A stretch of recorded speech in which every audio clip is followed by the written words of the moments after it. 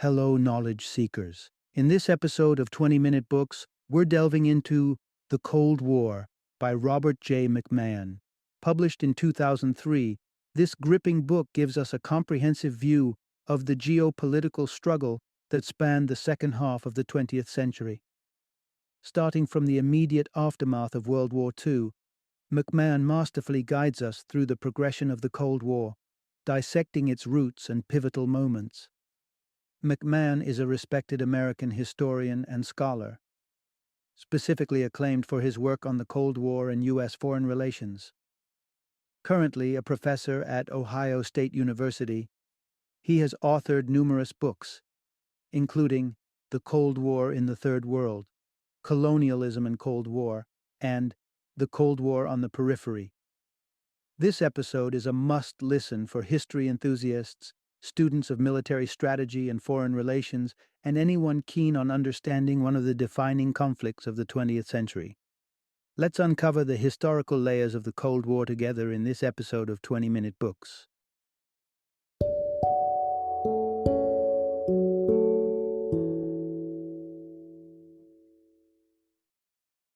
The Cold War, a very short introduction. Introduction. Unlock the mysteries of the grand conflict of the last century. Picture this, a saga packed with crucial events, influential leaders, and monumental shifts spanning over 4 decades.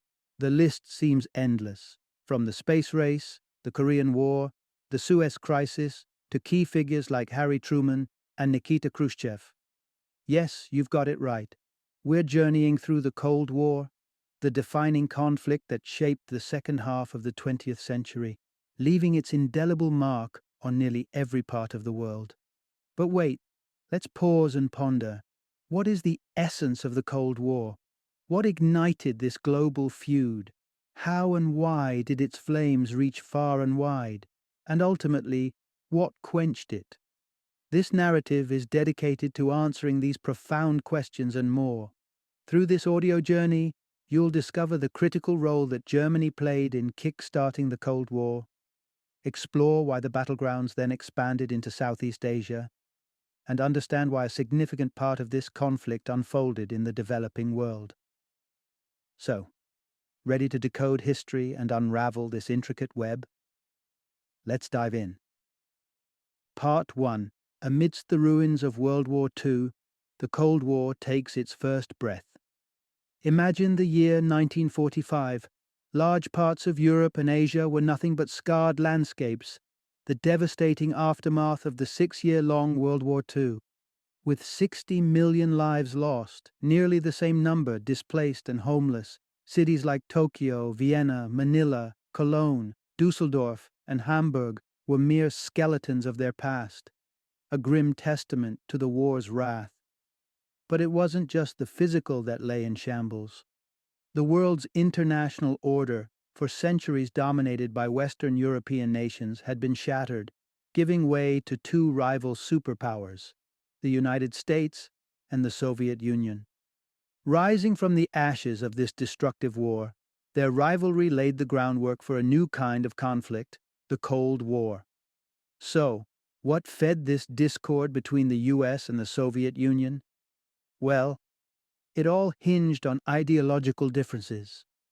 The US and its Western European allies, staunch believers in capitalism, viewed Soviet communism as a contagion that had to be quarantined.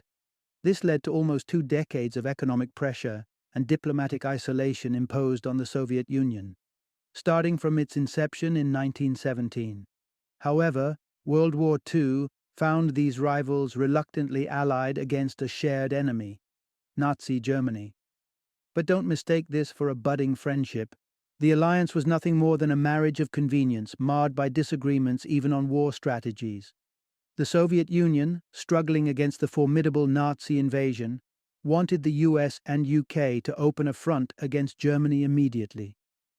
On the other hand, the US and UK chose to prioritize North Africa and Italy, much to Soviet displeasure. By the time they finally invaded German-occupied Normandy in 1944, over 80% of the Nazis' military divisions were being held back by the Soviets. With no common enemy to unite them, their differences only grew starker. A power vacuum needed to be filled, a war-ravaged world needed to be rebuilt, and there was a marked lack of consensus on the way forward. The stage was set. The curtain was about to lift on the Cold War. Part 2. In the aftermath of war, the US sketches its post-war vision. The curtain falls on World War II, and a critical question looms in the air. What shape would the post-war international order take? This pressing issue occupied the discussions at the end-of-war conferences among the leaders of the US, UK, and the Soviet Union. On the one hand, all parties agreed on the need for restoring international stability. But the pathway to achieving this, that's where things got murky. The Soviet Union and the US each held a unique vision for this new world order, informed by their history, ideology, interests, and objectives. Naturally, these divergent visions clashed, paving the way for increasing conflict as the superpowers began pursuing their respective goals. To unravel the intricate web of this conflict, let's delve into the mindsets and aspirations of these superpowers as they crossed the threshold into the post-war era, starting with the US key insight. The US strived for a favorable balance of power in Eurasia, an extensive global sphere of influence, and superior military strength. World War II offered three crucial lessons to US strategists. First, they recognized the need to prevent any nation or coalition from seizing control over Eurasia, particularly the vital Eurasian heartland bridging Europe and East Asia. With its wealth of natural resources, industrial infrastructure, skilled labor, and military facilities. Control over this region was tantamount to having the reins of global power. The Axis powers had once held sway over most of this area. To prevent history from repeating itself, the US and its allies were determined to maintain a favorable balance of power in the region. Secondly, the Japanese assault on Pearl Harbor, Hawaii, made it abundantly clear that the US couldn't count on the Pacific and Atlantic Oceans for defense against overseas enemies anymore. Technological advancements in warfare had left the US exposed to long-distance attacks. According to American strategists, the remedy for this vulnerability was expanding the nation's sphere of influence by establishing a global network of US-controlled air and naval bases. This strategy would enable the United States to project its military might worldwide and neutralize threats before they had the chance to harm US territory.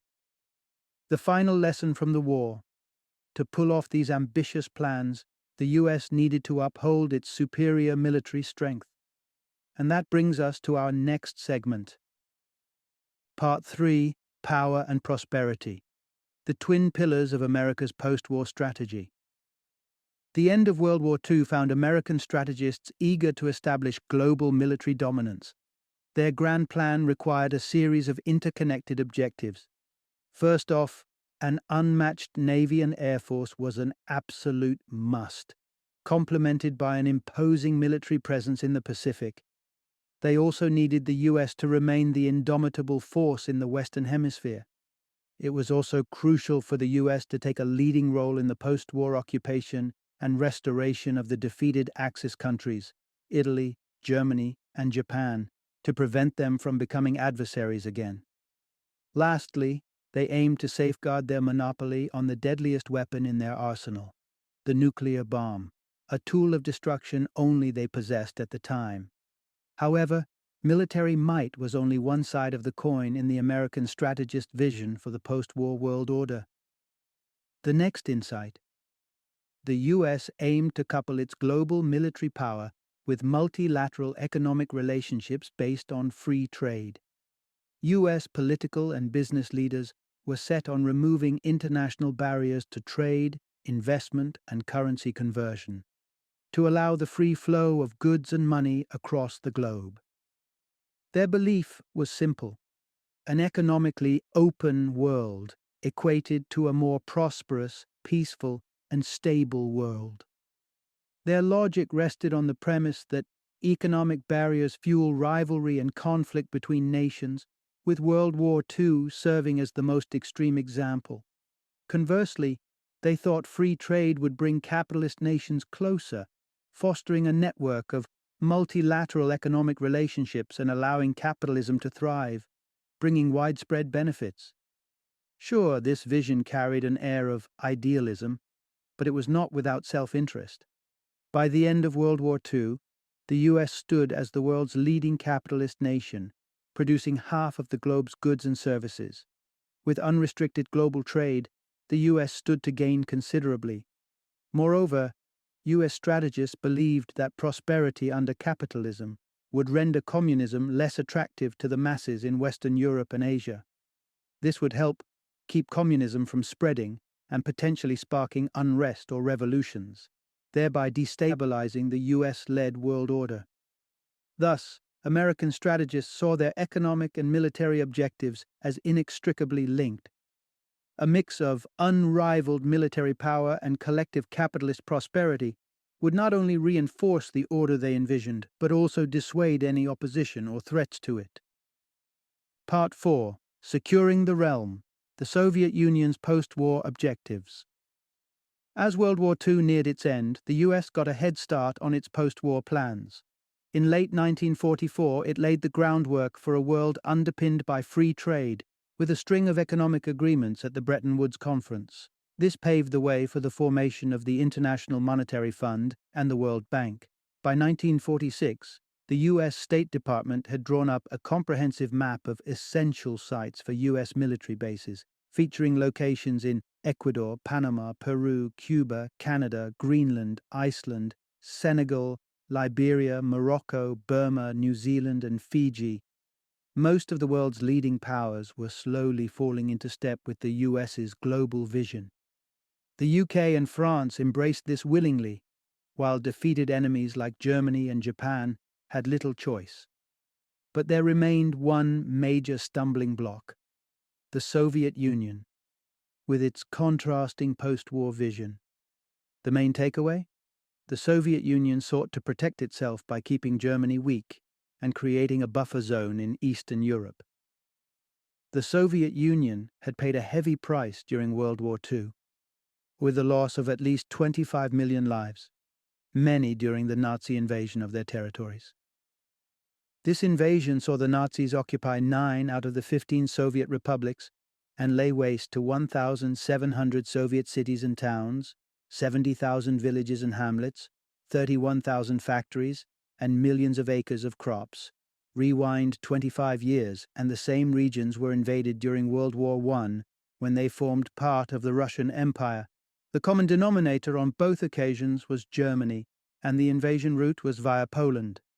Reflecting on this historical backdrop, Soviet strategists outlined 2 chief objectives for the post-war world order in Europe.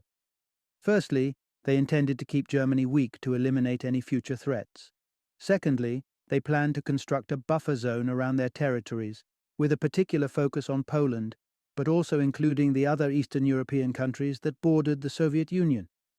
These objectives led the Soviet Union to establish or support communist governments in East Germany, Poland, and several other Eastern European countries like Bulgaria, Romania, and Hungary. These countries became the Soviet Union's satellite states.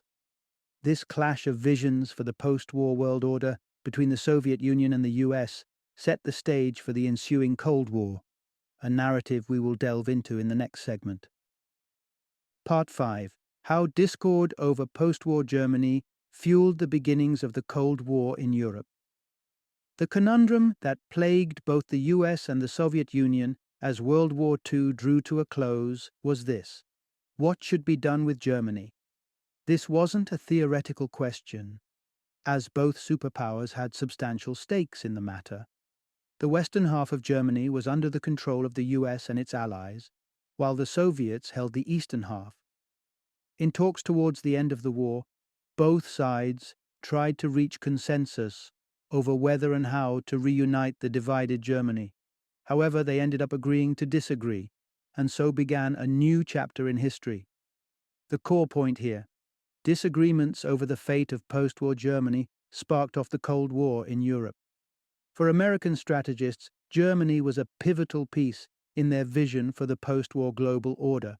That vision hinged on the swift recovery of the ravaged economies of Western Europe.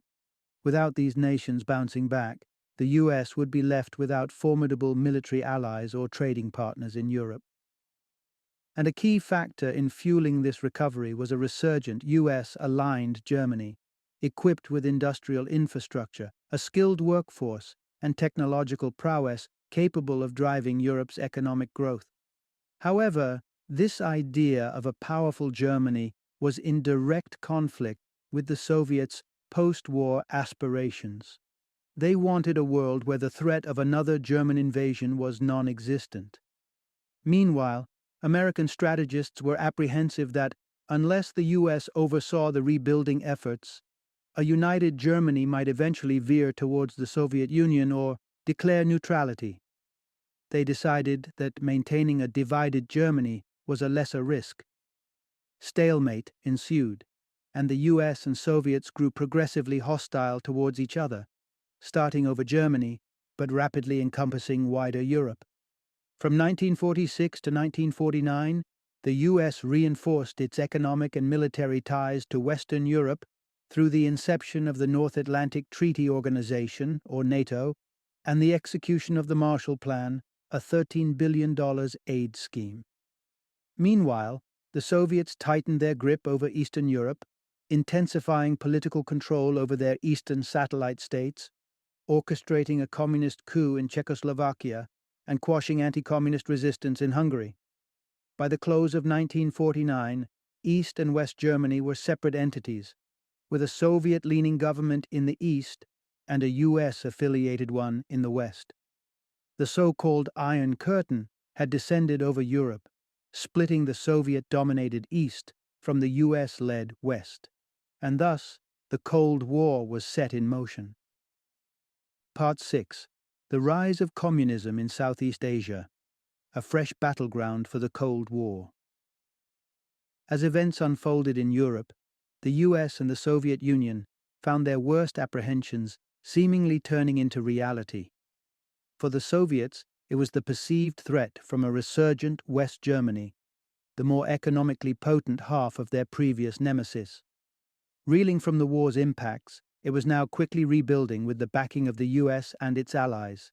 The Americans, on the other hand, perceived an equally grave threat surfacing in the East, where the Soviets seemed to be carving out a path to wield control over Eurasia. The post-war ambitions of both superpowers seemed under threat. It was enough to spark tension. But this was just one of the two key theaters where the Cold War would soon extend its reach. Here's the main point. With communist insurgencies springing up across the region, Southeast Asia transformed into another battlefield for the Cold War. In late 1949, China's protracted civil war concluded, with victory tilting towards the Chinese Communist movement on the mainland. By the year's end, the Soviet Union and the newly proclaimed People's Republic of China were comrades in arms. The following year, North Korea, which leaned toward the Soviets and shared their communist ideals, attacked the US-aligned South Korea, enjoying support from both China and the Soviet Union. Subsequently, the Soviet Union and China recognized the newly formed communist state of North Vietnam diplomatically, while China commenced furnishing military equipment and training to the North Vietnamese communists, thereby threatening the French-backed and US-supported South Vietnam. Around the same period, communist and anti-colonial revolts were sweeping across other parts of Southeast Asia, territories previously colonized by Western European countries, the US and Japan. In fear of the region increasingly gravitating towards the Soviet Union and China, the US extended economic and military aid to its allies in South Vietnam, British Malaya, Burma, Thailand, the Philippines, and Indonesia. In 1950, the US committed its military to a devastating conflict in Korea, and over the ensuing 25 years, it would find itself entrenched in an even more catastrophic war in Vietnam. The particulars of these events are complex and form a challenging narrative to comprehend.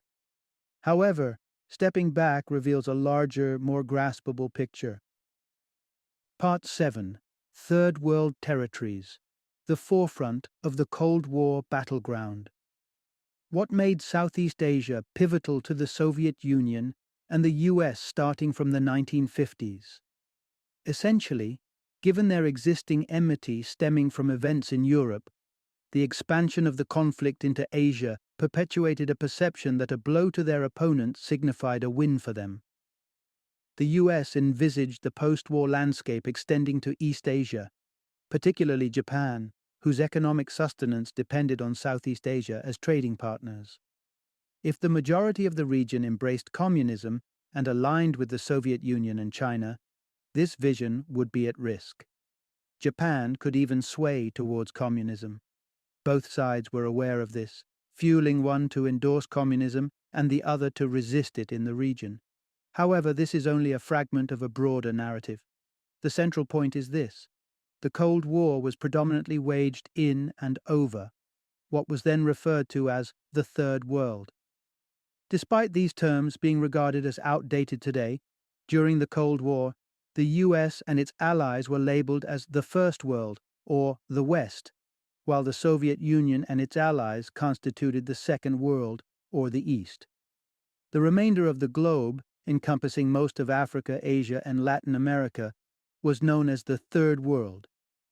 Prior to World War II, a significant portion of the Third World was under Western colonial rule. Post-war colonial governments were increasingly overthrown, replaced by independent nations. As these newly formed countries and movements surfaced, a critical question emerged. Should their alliances lean towards the West or the East? Unsurprisingly, both the US and Soviet Union had their skewed perspectives on the matter. Throughout the 1950s, 60s, 70s, and 80s, they made these viewpoints known through a variety of economic, political, militaristic, and covert measures. They offered military training, equipment, and funds to movements and nations they desired to woo. They orchestrated coups and assassinations to undercut those they wished to undermine. In some instances, they even waged war, as seen in the US involvement in Vietnam and the Soviets in Afghanistan. Almost all actual wars during the Cold War unfolded in the Third World.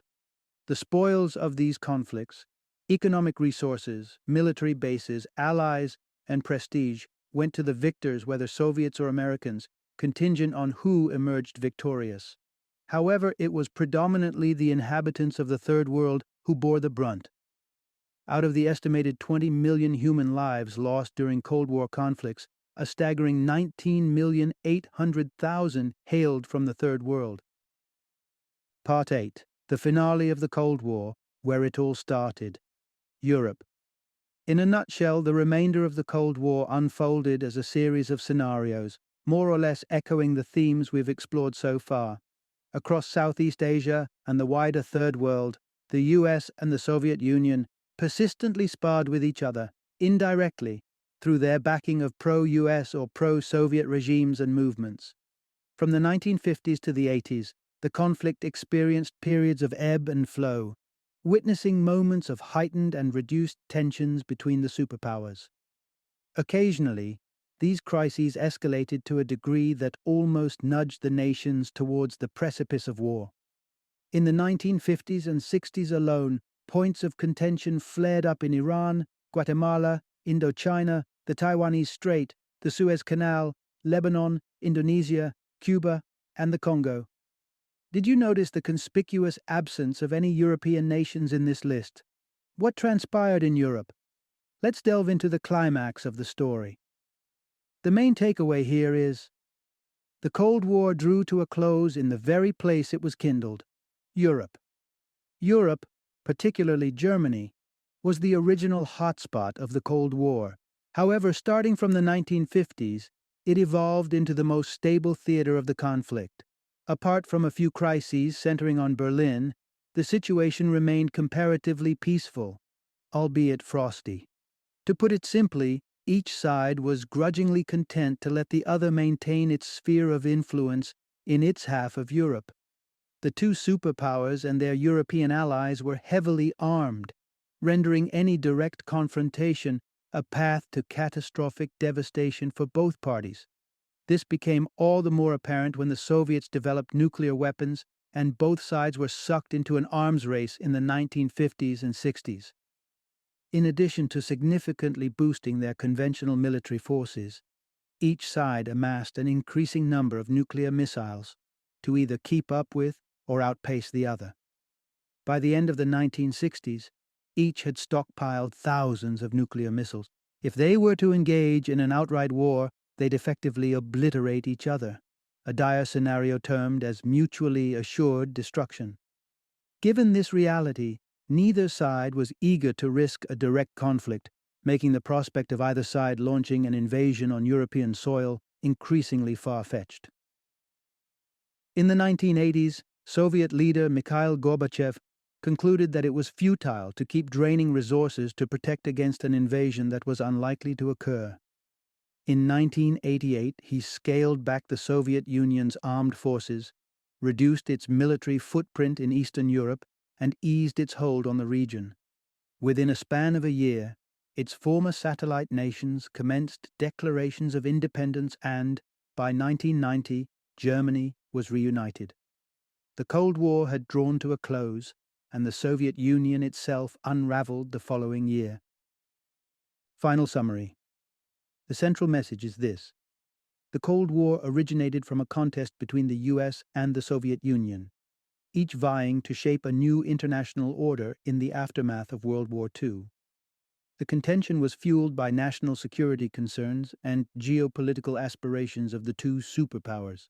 While it kicked off in Europe, it rapidly sprawled out to Southeast Asia and eventually the rest of the world.